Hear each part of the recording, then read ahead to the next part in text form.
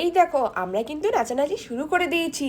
কেন বলো তো? আরে দাদা বৌদিতে চলে এসছে, আর তাকে ঘিরেও আমরা নাচানাচি শুরু করেছি। আমাদের যেন মনে আর আনন্দে ধরে না। আর এখানে কিন্তু তার মধ্যেও সব নিয়ম কানুন পালন হচ্ছিল।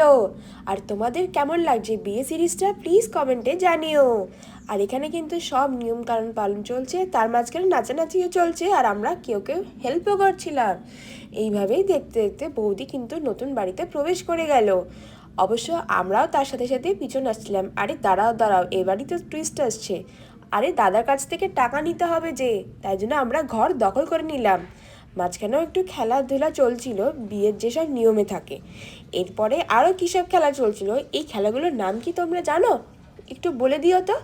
তারপরে এখানে কিন্তু সহজে আমরা ঘরটা ছাড়লাম না। এই দেখো আমাদের কত কত সদস্য বাধ্য হয়ে ছেড়ে দিতে হলো, কারণ দাদা বলল আমাদের দিবে পরে টাকা। আর এই যে এখানেও কী সব নিয়মকানুন চলছিল। এইভাবেই আজকের দিনটা কেটে গেল। দেখা হবে নেক্সট ব্লগে।